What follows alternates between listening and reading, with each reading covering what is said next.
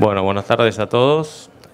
Vamos a dar inicio al taller de aplicaciones eficientes, una cuenta pendiente. Antes que nada me presento, mi nombre es Luciano Piloni, soy la TR de la regional de Tres Arroyos. Y un recuerdo que les hago, si por favor pueden apagar los teléfonos celulares o ponerlos en silencio.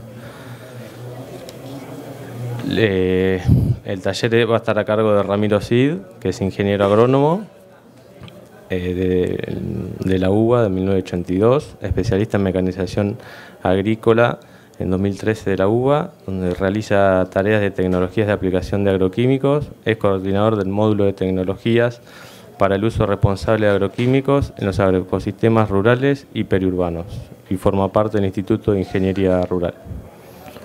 Ramiro. Hola, buenas tardes a todos. Primero quiero agradecer a los de APRESID, a la gente de APRESID que me han invitado a este taller. Y la charla de hoy probablemente sea la menos técnica de las muchas que he dado sobre el tema en bastante tiempo, porque el tema así lo plantea, ¿no? Es decir, aplicaciones eficientes, una cuenta pendiente. Acá he mezclado cuestiones técnicas, cuestiones sociales, cuestiones políticas, hay un poco de todo. Y básicamente lo que me interesa a mí en esto no es una disertación magistral, el tiempo no lo permite, sino básicamente tratar de despertar las preguntas en un tema bastante conflictivo como es este hoy por hoy. Si miran la pantalla, probablemente alguno diga que el ingeniero Cid tuvo un ataque de senilidad, que algo de eso hay, reconozco, pero no es este el caso. Es decir, vamos a tratar de imaginarnos, hacer un ejercicio de imaginación, a ver cómo debieran ser las cosas en el año 2020, en el Congreso de APRESID de ese año. Y bueno, nos encontramos en primer lugar con que no hay ningún tipo de conflictividad social por las aplicaciones de agroquímicos. Los temas están resueltos. Tenemos una ley nacional de agroquímicos actualizada y completa. Las leyes provinciales que hoy hay son todas diferentes en las diferentes provincias y que tienen criterios muy disímiles, prácticamente han caído en desuso, porque la ley nacional engloba todo. Y las ordenanzas municipales, que muchas leyes provinciales permiten que cada municipio saque su propia ordenanza, con lo cual es lo más parecido que tenemos a un caos legal absoluto hoy por hoy, ha quedado solucionado a la sombra de la Ley Nacional de Agroquímicos. Imaginamos también que todas las empresas de aplicación, tanto en forma terrestre como aérea, están debidamente registradas, cosa que hoy por hoy no sucede del todo, y todas las máquinas están certificadas. Certificadas quiere decir que todas aquellas máquinas que están trabajando en nuestros campos están en condiciones como para hacer los trabajos como corresponde. Es decir, hay una certificación que dice que esa máquina puede trabajar correctamente. Todos los años los operarios reciben capacitaciones, sobre todo porque al ser cada vez más técnica y haber cada vez más electrónica metida en lo que es la tecnología de aplicación de agroquímicos, se hace necesario estar cada vez más formados, más capacitados para hacer las aplicaciones como corresponde.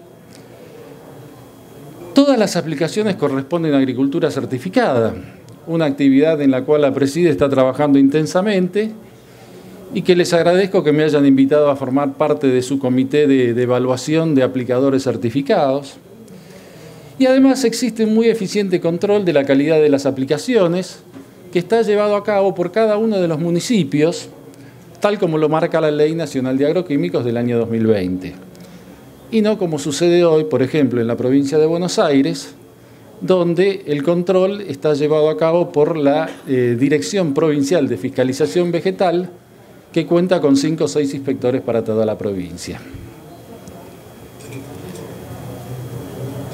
Dentro de este sistema de control, contamos, por ejemplo, con esta herramienta, que es una herramienta que permite transmitir desde cada máquina de pulverización tanto las condiciones ambientales, lo que hace a las condiciones de clima, humedad relativa, temperatura, velocidad del viento, dirección del viento, delta T, que es la diferencia entre el bulbo seco y el bulbo húmedo de un ciclómetro, pero también las condiciones de trabajo, es decir, la presión, el caudal, el tamaño de la gota.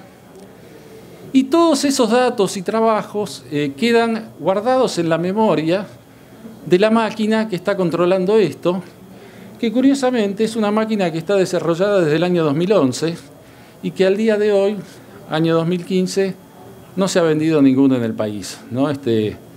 A pesar de los serios conflictos que estamos teniendo. Sería una máquina ideal para que cada uno de los municipios la tuviera. Pero bueno, no. También sería una herramienta ideal para trabajar en agricultura certificada. Imagínense lo que sería poder decir que una aplicación en un campo dado se hizo controlando y teniendo el registro de todos estos datos. Sin embargo, por ahora no. Y además hay un problema. Si bien esto está disponible, si uno lo quisiera comprar, que no es que sobren los candidatos, pero si uno lo quisiera comprar, tenemos serios problemas para importar alguno de los componentes y no lo podemos poner en la práctica.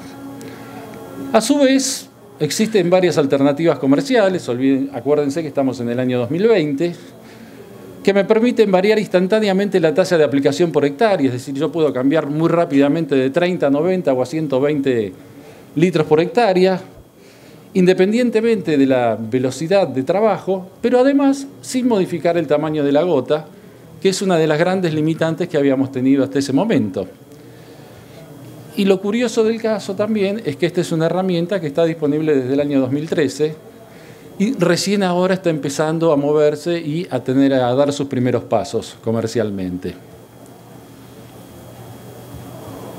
Para agregarle un poco de humor y de curiosidad, yo diría que hay un tema que va a generar cierto escozor entre los aplicadores comerciales y que es el tema de que la robótica viene avanzando muy rápidamente, con lo cual ahí pretendí mostrar un contratista del futuro y su trabajo cotidiano, que por supuesto no va a ser tan idílico como se ve ahí, sino que yo pienso que va a cambiarse mucho desde lo que es ahora trabajo manual, conocimiento, a un conocimiento cada vez más sobre computación, sobre electrónica, sobre toda una serie de variables que va a hacer que el trabajo sea muchísimo más calificado de lo que es ahora. Caigamos en la cruda realidad, estamos en el año 2015 y nos encontramos permanentemente con esto. Es decir, creo que no hace falta que me explaye sobre la conflictividad social que está generando el tema de las aplicaciones y muy particularmente las aplicaciones periurbanas. Son recontra conocidos los casos del barrio de Ituzaingó, por ejemplo, de La Leonesa, de San Jorge, de Alberti y de Coronel Suárez, y podríamos seguir muchísimo con esto. La ley que nos convoca, la que regula la actividad, es el decreto ley 3489/58.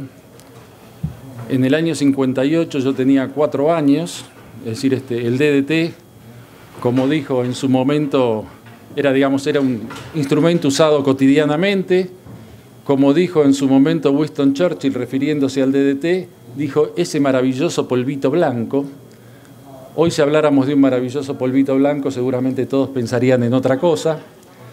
Pero bueno, en ese momento el DDT permitió controlar los piojos de los soldados en la Segunda Guerra y en la Primera también.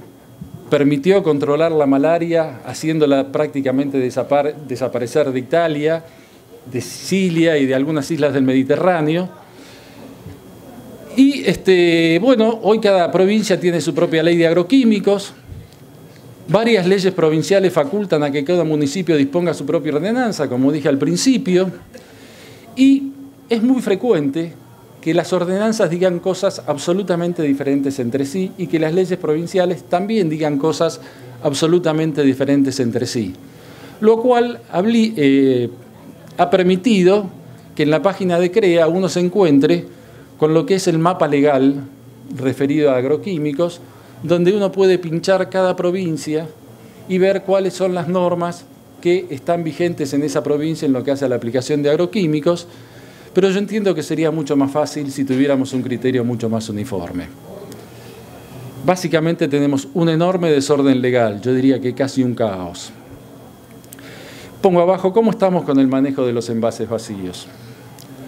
Todos sabemos que se vienen haciendo grandes esfuerzos, sobre todo desde CASAFE con el tema de agrolimpio, pero queda claro, muy en claro, que todavía nos falta muchísimo para llegar a una etapa en la cual podamos decir que todos los envases son recolectados, todos los envases son reprocesados en usos que no afecten a la salud de la población. Hay muchísimos lugares donde los centros de acopio quedan muy lejanos y de hecho el hecho de estar muy lejanos hace que no se junten y no se lleven. Es decir, hay un largo camino por recorrer todavía. Este es un tema que a mí siempre me llama la atención, es decir, cuando uno hace una aplicación de agroquímicos, a diferencia de cuando uno está cosechando, por ejemplo, o un poco menos cuando está sembrando, cuando pasó la máquina, no queda ningún rastro visible sobre el campo. Es decir, ¿cómo sabemos si hemos hecho la aplicación correctamente? Cuando yo les pregunto a los aplicadores comerciales si ellos usan papel hidrosensible, indefectiblemente todos me contestan, sí, por supuesto, ¿no? La realidad marca que hoy, de acuerdo a los datos del importador, el único importador, se venden 1.400 sobres de papel hidrosensible al año. De ellos, aproximadamente la mitad se lo lleva el INTA para hacer sus ensayos. Estos años deben ser menos porque la escasez de fondos nos ha limitado un poco en cuanto a ensayos, pero históricamente es así. Quedan 700 sobres, a 50 papeles hidrosensibles por sobre, son 35.000 tarjetas. Pero nosotros estamos cultivando 36 millones de hectáreas al año. O sea, que me da una cifra de una tarjeta cada 1.000 hectáreas por año, ¿no?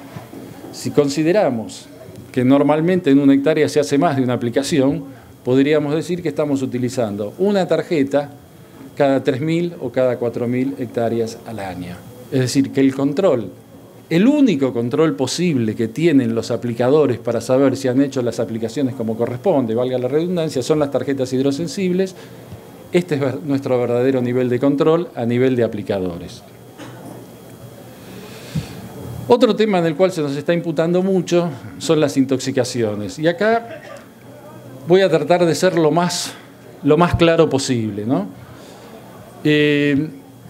Hay mucho de injusto en las acusaciones de intoxicaciones que se le endilgan al sector de las aplicaciones agrícolas.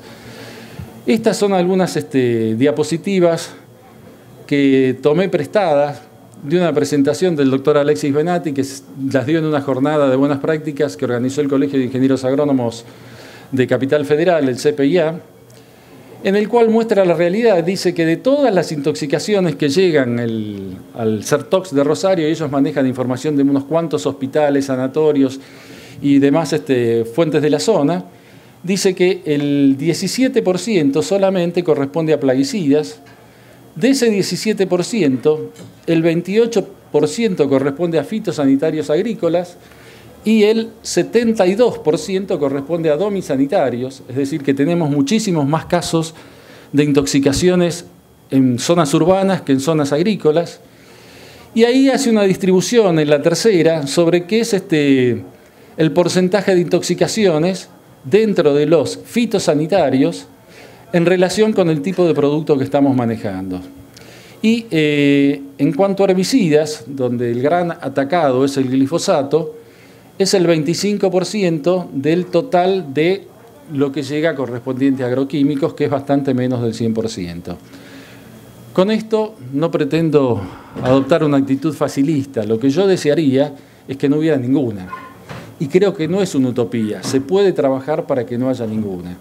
Es decir, yo percibo constantemente lo que es el manejo negligente, es decir, pareciera ser que los aplicadores tienen un pensamiento mágico de decir que a ellos no les va a pasar nada con los agroquímicos, no usan el equipo de protección. Es muy común, todas las fábricas entregan un equipo de protección cuando compran una máquina y uno dicen que cuando van a hacer el service a los 6 meses o al año, ahí está el equipo de protección intacto, guardado en su sobrecito, en lo que es el asientito del acompañante o la enfriadora de bebidas que va al lado del asiento del conductor. Otro tema que me llama mucho la atención es cuando yo les pregunto cuándo fue la última vez que han cambiado el filtro de carbón activado de la máquina, y se produce un silencio asombroso. El filtro de carbón activado hay que cambiarlo cada 400 o cada 500 horas según marca el fabricante. Si ese filtro no se cambia, llega un punto en el que se satura, y en el momento en que se satura, permanentemente el operario está respirando aire que está contaminado de agroquímicos porque el filtro está saturado y está metiendo agroquímicos adentro de la cabina. Con lo cual sería preferible realmente que no estuviera el filtro. Sin embargo, tiene que estar y tiene que estar cambiado. Siguiendo con el tema de las intoxicaciones, esto es un periodo de un decenio, del 2000 al 2009, también del Centro Toxicológico de Rosario. Esto se lo robé o tomé prestado al ingeniero Marcos Blanda, que trabaja en la provincia de Córdoba con esto en el gobierno, con el tema de la ley de agroquímicos de Córdoba. Y podemos ver claramente las tres líneas, ¿no? Donde la de abajo, la violetita, son los casos de intoxicaciones año por año relacionados con plaguicidas de uso agrícola. La línea celeste o azul, la del medio, corresponde a las de uso doméstico. Y la de arriba corresponde a intoxicaciones totales, donde ahí se producen intoxicaciones fabriles, con otro tipo de sustancias en domicilios, en fin, las totales. De lo cual, cuando uno hace una cuentita y dice en la década, el 1,05% de los casos corresponde a intoxicaciones agrícolas.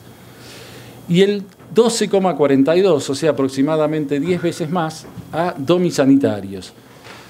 Sin embargo, no escucho yo quejas ni sobre el OFF, ni sobre las pastillas de Fuji, ni el RAID, ni un montón de productos que se usan en domicilio libremente, de venta libre, y que tienen muchísimos menos controles, y que los datos objetivos marcan que son causantes de muchos más casos de intoxicaciones. Sin embargo, creo que es importante reiterar que acá yo lo que quiero es que tenemos que llegar a cero o valores cercanos a cero, y que eso es posible con un poco de educación y de responsabilidad. Bueno, otros datos, ahí acá me voy a tener que poner los anteojos porque no llego a leer bien, pero marca casos de intoxicaciones en el año 2009 relacionados con usos agrícolas y con usos domésticos. Y si ustedes miran un poquito, van a ver que, por ejemplo, no leo nada, permiso. En el caso de repelentes de insectos, tenemos 42 casos de intoxicación al año contra 29 casos de intoxicaciones al año relacionados a productos fitosanitarios aplicados en el campo. Sin embargo, yo no vi nunca una campaña en contra del OFF. El OFF es más tóxico que el glifosato y nos los colocamos directamente sobre la piel.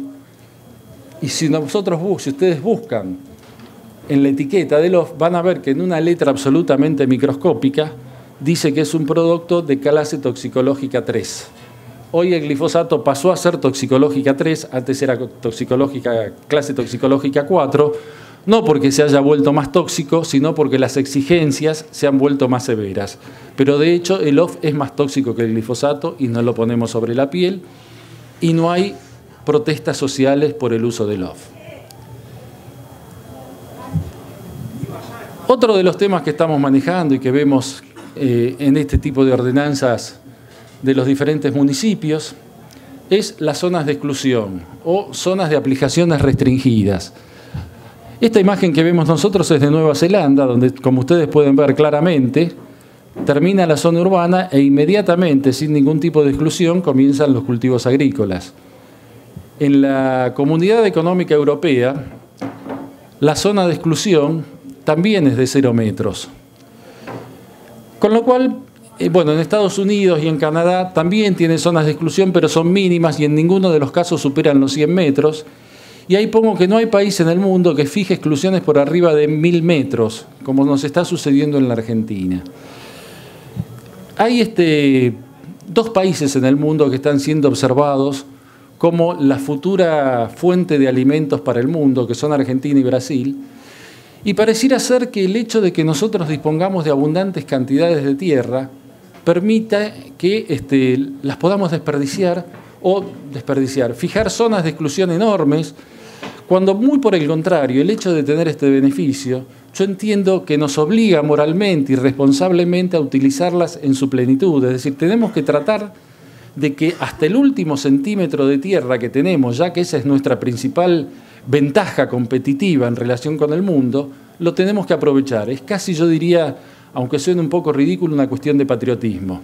Pero por supuesto, lo tenemos que aplicar como corresponde, con responsabilidad, con conocimientos y sin generar riesgos. Y reitero, desde la función que me toca ocupar y en los conocimientos que tengo, que eso es posible, no es una utopía, pero hay que trabajar. Sin embargo, si vemos antes, por ejemplo, lo de los controles que lleva cada uno de los aplicadores, sabemos que se producen casos donde las cosas no se manejan como corresponden. ¿Qué nos está faltando entonces?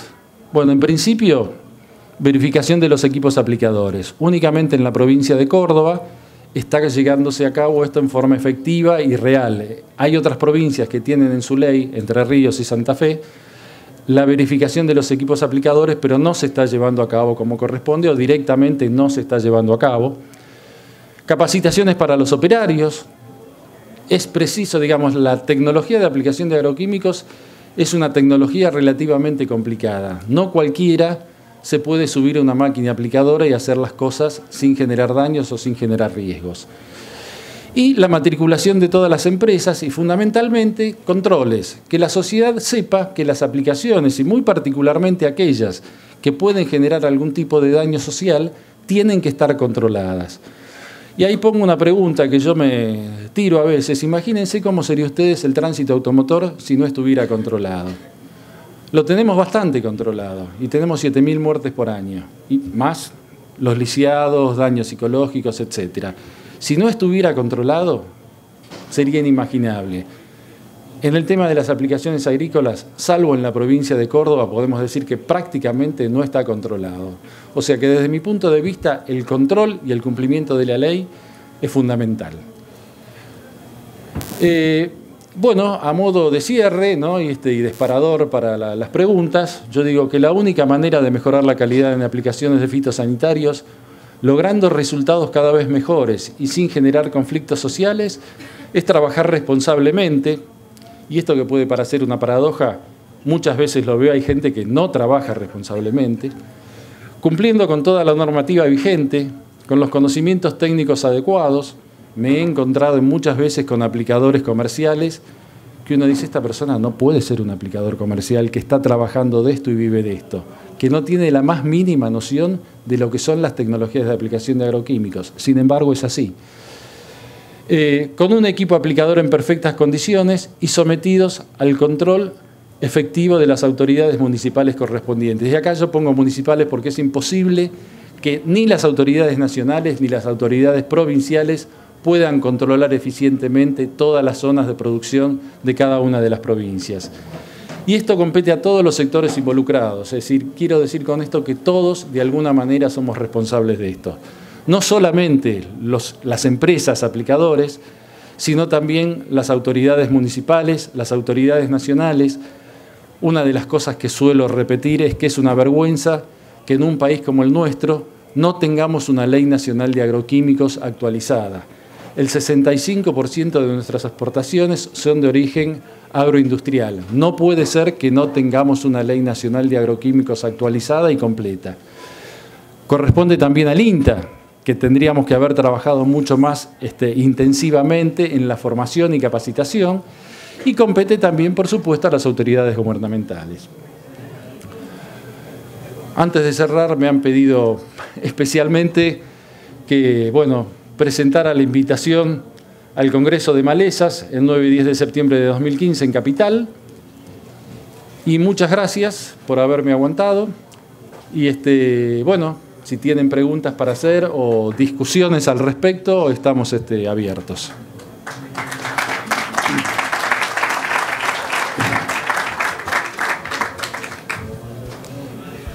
Ahí te pasan. Sí, excelente lo suyo. Gracias. Varias cosas. Una, lo referido a las ordenanzas municipales. Lo que pasa es que ahí tenemos un grave problema de justicia, porque todo lo que se está haciendo es anticonstitucional y no depende de nosotros, ¿no? Así que ahí me parece que tenemos mucho para trabajar. Es totalmente anticonstitucional lo que están haciendo los municipios, eso no se puede hacer. Lo otro es que estoy muy de acuerdo con usted que realmente los aplicadores, en general los comerciales y los que no somos comerciales, somos un desastre. No es para tanto, hay de todo, pero no generalicemos tampoco. Pero en general es bastante así. Lo que pasa que a mí me parece que eso da para decir que a pesar de eso, que somos un desastre, hay muy poca incidencia. Entonces estoy muy de acuerdo con usted con lo que dice que con muy poco realmente podríamos lograr mucho. Lo otro que digo es el tema de los envases. ¿Cuándo se va a hacer, como se hace en otros países? De Australia estoy muy seguro, la recolección de los envases por parte de la empresa que lo vende. Es muy fácil, o sea, el CONICET Bahía Blanca hizo un estudio en Bahía Blanca sobre los envases que había en la ciudad, sobre la contaminación de envases que había en la ciudad, y dio que el que menos sabía era el de cerveza. Precisamente porque se recolecta el envase de cerveza, ¿no? Y entonces yo que digo, englobando todo esto, ¿por qué no se habla de la receta agronómica? Porque con la receta agronómica se podrían mejorar muchas de esas cosas. Y hoy está la ley y no se utiliza y no se cumple. Eso sería mucho más fácil, ¿no? Bueno, son muchas cosas juntas, ¿no? En realidad, en cuanto al tema de los envases, yo no estoy muy embebido en la cosa puntual, digamos, cómo se está manejando, pero sí sé que hay varias empresas que están haciendo el tema del procesamiento de los envases. Inclusive sé que hay una que creo que está en Pergamino o en Junín, que pasa a buscar los envases, pero los envases tienen que estar con triple lavado y tienen que estar en un depósito. Es decir, muchas veces voy a los municipios, qué sé yo, es decir, es imposible que una empresa pase a retirar los envases por todos los campos, ¿no? El hecho de comenzar a juntar los envases en un depósito transitorio que cumpla con las pautas mínimas que se exigen para eso no es tan complicado, y muchas veces uno se encuentra con que 5 o 6 aplicadores comerciales juntan cerca del 50% de los envases. Con lo cual no sería tan complicado que esos 5 o 6 se pusieran de acuerdo, hablaran con el municipio pidiendo que les cediera y que construyera eventualmente un pequeño tinglado, un techo, no un tinglado, un techo con paredes de alambre tejido, y comprometerse ellos mismos a entregar sus propios envases con triple lavado, y ahí ya se podría empezar a hacer la recolección por parte de esta empresa. Es una responsabilidad, es un esfuerzo mínimo que a mí me parece que no es tan complicado, pero que en muchos de los casos no se hace. Por eso cuando yo digo que es responsabilidad de todos, entiendo que esto engloba a todos, porque esto engloba al municipio, engloba a los aplicadores, incluso desde el mismo INTA se podría de alguna manera gestionar esto para que se ponga en movimiento. No podemos quedarnos esperando, de alguna manera, sabiendo que tenemos una demanda social muy fuerte con este tema. Es decir, yo creo que de alguna manera hay que movilizarse. En cuanto al tema de la calidad de las aplicaciones, yo discrepo un poco con vos en el sentido de que somos un desastre. Es decir, hay de todo. Yo me he encontrado con aplicadores sumamente responsables, hasta me he asombrado de lo puntillosos que pueden llegar a ser algunos aplicadores, y me encontré con algunos que debo reconocer que saben tan poco del tema que uno dice, no, esta persona no puede ser un aplicador comercial. Es decir, hay que agarrarlo inmediatamente, ponerlo durante una semana en capacitación y después sí, eventualmente largarlo y ver cómo reacciona. En cuanto al tema de la inconstitucionalidad de los municipios, obviamente yo no soy abogado. Sí tengo claro, por ejemplo, que en la provincia de Buenos Aires los municipios no pueden aplicar sanciones, sino que ello es prioridad exclusiva de la Dirección de Fiscalización Vegetal, que no tiene la capacidad para controlar. Y realmente no sé cuál es el criterio,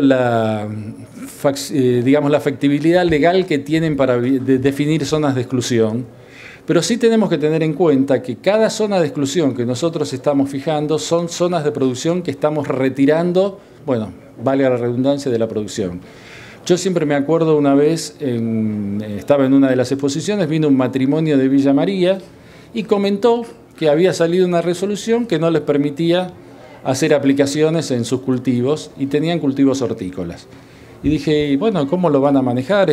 Porque, claro, es complicado, ¿no? Es decir, y no sabemos qué. Y de golpe la mujer se puso a llorar porque realmente estaba muy preocupada por el tema. Es decir, vivían de eso, es decir, y les habían prohibido el uso de agroquímicos. Este tipo de situaciones no puede suceder. Y además tenemos que tener en cuenta otros casos particulares. Si nosotros nos vamos al Valle del Río Negro y paramos a comer en cualquier restaurante, van a ver que las manzanas están directamente a nuestras espaldas, al borde del restaurante. Y ahí no se hace con un botalón, sino con una turbina que genera muchos más problemas de derive y demás. Si nos vamos a Mendoza, Guaymallén, Godoy Cruz, van a ver que los viñedos están metidos prácticamente en medio de la población. Con lo cual, si vamos a fijar una zona, yo diría que hasta de 100 metros, hay muchos que tienen que salir. ¿Y qué vamos a hacer con esos casos? Es decir, yo creo que ahí la solución no pasa por prohibir, sino por capacitar y controlar. Y no sé si me quedó algún tema pendiente porque eran muchos. La receta agronómica. La receta agronómica. Bueno, en eso se está avanzando. En algunos lugares, en la provincia de Buenos Aires, están tratando de imponerla. También están tratando de poner una receta electrónica y demás. No es un tema que esté manejando yo directamente porque escapa un poco al tema de lo que es la tecnología de aplicación de agroquímicos, que es lo mío. Pero sí me queda muy claro también que muchas veces los agrónomos tenemos la responsabilidad de no controlar debidamente como corresponde. Es decir, yo conozco fehacientemente casos de agrónomos que pasan a fin de mes a firmar las recetas sin tener la menor idea de si eso si es lo que corresponde o no corresponde. Simplemente lo que vendió la empresa, él va y lo firma. Y cobra, por supuesto, un canon por cada una de las recetas que firmó, lo cual evidentemente no corresponde y casi te diría yo que es un acto casi delictual, ¿no? Pero bueno, pasa. Sí. Felicitarlo también. No, quería hacer una salvedad. Dijiste una tarjeta cada 1000 hectáreas y creo que la cuenta da una tarjeta cada 10.000 hectáreas, que me parece que se condice más con la realidad. Me equivoqué entonces. Sí, es una tarjeta por año, ¿no? Por año, haciendo un promedio de que cada máquina haga 10.000 hectáreas por año, que es algo normal. Sí, bueno, dos cosas entonces. Tengo por eso, que ir a hacer un más a favor tuyo. Tengo que ir a hacer un curso acelerado de matemáticas porque me equivoqué, pero es peor todavía. Por eso te digo, es peor todavía. Lo voy a revisar. Pero bueno, sea como sea, o una tarjeta cada 1000 o cada 10.000 es un desastre.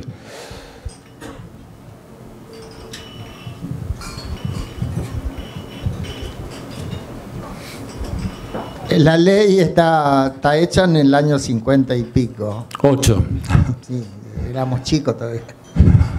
Y entonces, ¿por qué tomó auge ahora esto? Porque tuviéramos que analizar esa ley si está bien, porque los agroquímicos de esa vuelta no eran los mismos de ahora. Sí, curiosamente uno tendría que pensar que no tendría que haber surgido ahora porque, digamos, los agroquímicos son cada vez menos tóxicos. Eso es una realidad, es decir, cada vez tenemos agroquímicos menos tóxicos y el porcentaje de agroquímicos de clase de banda roja que estamos usando es cada vez menor. Sin embargo, yo, trabajando en el INTA desde hace varios años, vengo observando una conflictividad creciente y que está cada vez peor. Me animaría a decir que en los próximos años va a ser peor, salvo que se tomen medidas drásticas de control de esa situación. ¿Por qué? Honestamente no sabría decirlo. Yo creo que hay cada vez una mayor presión de grupos ambientalistas a los cuales no juzgo y de alguna manera les otorgo la virtud de que generan responsabilidad social. Si no hubiera ese tipo de presiones, probablemente nunca llegaríamos a un adecuado control del manejo de las aplicaciones que sabemos que potencialmente pueden ser dañinas. Ahora, ¿por qué ha ido explotando en estos años? No sabría decirlo. Sí, buenas tardes. Si bien se está hablando que va a haber una zona de exclusión para la fumigación y las aplicaciones, quería saber qué es lo que se piensa que puede pasar con las tierras que están alrededor de los pueblos y de las ciudades. Porque si no se puede aplicar, esa tierra se tiene que usar de alguna forma. Porque si no va a ser un criadero de bichos y de alimaña de la especie que quiera, ¿no? Es un tema complicado y hay varias respuestas al respecto, ¿no? Yo conozco algunos casos, no conozco personalmente, me han comentado de casos donde esas tierras han salido de la producción, se han transformado de a poquito. Somos argentinos, cuando uno ve que empiezan a crecer los yuyos, pasa uno, tira una bolsita de basura, donde uno tiró la primera, pasa en la segunda, la tercera y la quinta y la décima. Han empezado a aparecer ratas, todo tipo de bichos, eso en algunas zonas.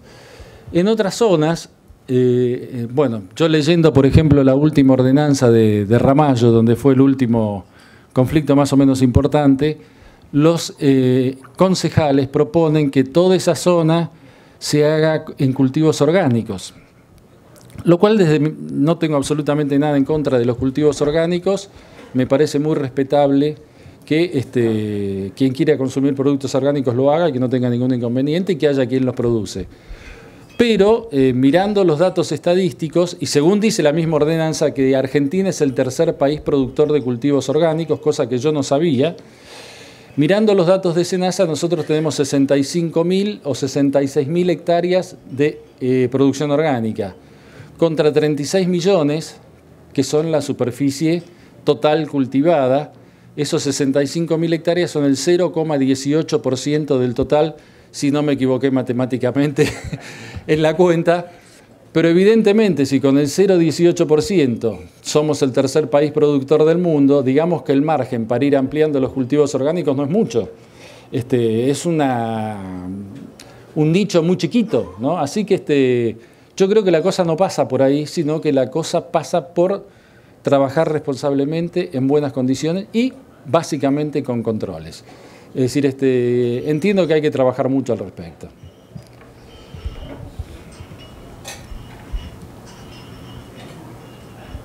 Bueno.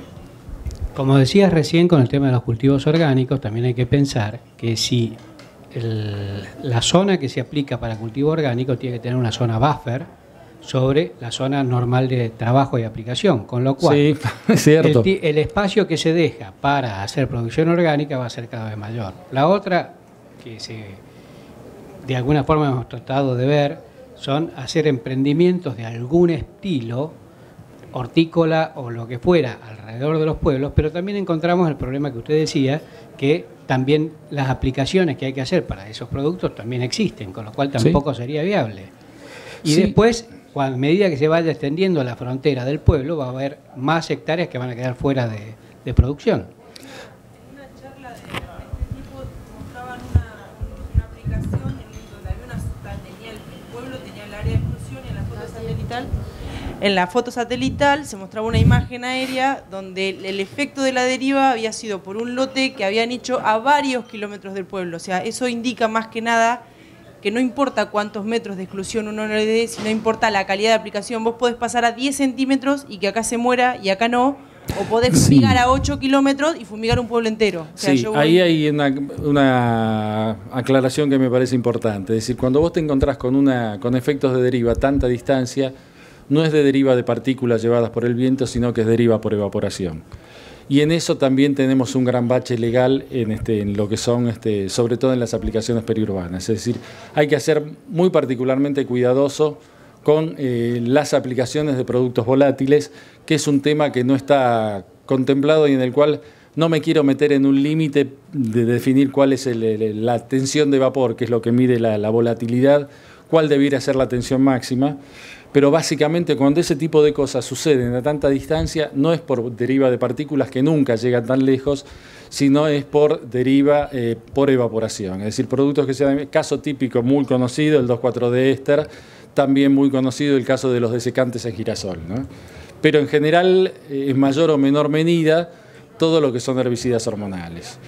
Con lo cual, se nos está aproximando un pequeño lío con el tema de las nuevas opciones de soja modificada para ser tolerante a 2,4-D y a dicamba. Habrá que ser muy cuidadoso, no vaya a ser que alguno utilice en sus aplicaciones otro tipo de 2,4-D, que no el provisto por la empresa, que es mucho menos volátil que el actual, aparentemente tal como viene a ser la cosa. Pero seguramente ese 2,4-D común es mucho más barato, lo cual me hace sospechar, ¿no? ¿Qué tal? Buenas tardes. ¿Qué tal? Tengo entendido que el 2,4-D bueno, en lo que es la provincia de Santa Fe está totalmente suspendido, y el 2,4-D Amina está permitido solamente algunos meses. Sí, hay no conozco toda la legislación, es decir, hay lugares donde no está prohibido, hay lugares donde está prohibido algunos meses y hay lugares donde está totalmente prohibido. Es decir, más hacia el norte está cada vez más prohibido por una cuestión obvia. Hacia el norte tenemos cada vez mayores temperaturas y en general menor humedad relativa, es decir, condiciones más propensas para la evaporación. Pero sí, hay bueno, forma parte del caos legal que tenemos, ¿no? Es decir, probablemente en ese caso sí cada zona tenga que definir sus condiciones, pero sí, es así. Y le pregunto, ¿qué sería lo correcto desde el punto de vista legal con respecto a las leyes? O sea, una ley nacional, una ley provincial y cada comunidad con algún detallecito de ordenanza por el distrito o por cuestiones, digamos, del mismo pueblo, la misma comunidad. Mira, yo te repito, yo soy ingeniero agrónomo, esto es más un tema legal que agronómico, aunque nos compete, evidentemente. Yo entiendo, y acá me puedo equivocar, porque bueno, no es mi tema fuerte, suponiendo que tuviera alguno, el tema de la legislación. A mí me gustaría tener una ley nacional de agroquímicos actualizada, que contemplara todo este tipo de situaciones, pero que las contemplara seriamente, no demagógicamente como suele suceder muchas veces, y que sirviera de marco para las leyes provinciales también, porque en definitiva estamos en un país federal, ¿no? Con lo cual cada provincia puede ser que debido a sus características climáticas y demás tenga que hacer determinado tipo de ajustes. Lo que claramente me parece que no puede suceder es lo que está sucediendo ahora, donde vos te encontrás en una misma provincia ordenanzas municipales muy distintas, muy diferentes. Es decir, el caso que yo siempre menciono es en Córdoba, que tiene una legislación sobre la cual se está trabajando en la zona de San Francisco, y la continuación de San Francisco, que se llama Frontera, pero que es el mismo pueblo, en definitiva es lo mismo. Las cosas son totalmente distintas. Ese tipo de cosas, desde mi punto de vista, no debieran darse. De todas maneras, reitero, soy ingeniero agrónomo, ¿no? Muchas gracias.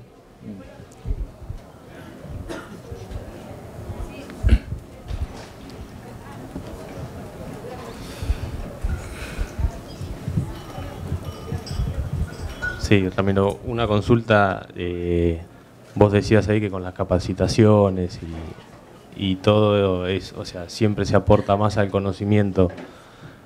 Por ahí sé que estuviste en Tres Arroyos y quería saber si vos ves que hay más demanda de parte de las comunidades en cuanto a adquirir más conocimiento desde lo que se está aplicando y desde los aplicadores. Yo sí, te entiendo. Es decir, básicamente lo que yo estoy viendo no es que haya una demanda por mayores conocimientos, sino que hay una respuesta más intensa de los municipios, perdonen la expresión, por tener menos despelote. Es decir, cada vez hay más conflictos y los municipios quieren evitar el conflicto. De todas maneras, yo entiendo que tendría que haber, no sé, un plan nacional o un plan provincial de capacitación, como lo está haciendo Córdoba, por ejemplo, donde ellos tienen, todos los años los aplicadores tienen que recibir una capacitación, y a mí lo que me sucede es que cuando voy a Córdoba y doy una capacitación, digo, pucha, estos tipos saben. Es decir, no es lo mismo que en Buenos Aires, y acá no hay ningún tipo de consideración política de ningún tipo, donde realmente uno se da cuenta que el nivel es otro. Es decir, yo creo que no va a haber manera de que haya una capacitación constante en tanto y en cuanto no haya una ley que lo obligue. Es decir, voluntariamente somos bastante flexibles con nosotros mismos. Usando la ley, sí. Bueno, no sé si hay alguna pregunta más. Si no, le agradecemos, Ramiro, por la participación. Bueno, hasta cualquier al contrario, encuentro. Muchas gracias a Presid y muchas gracias a ustedes. Bueno.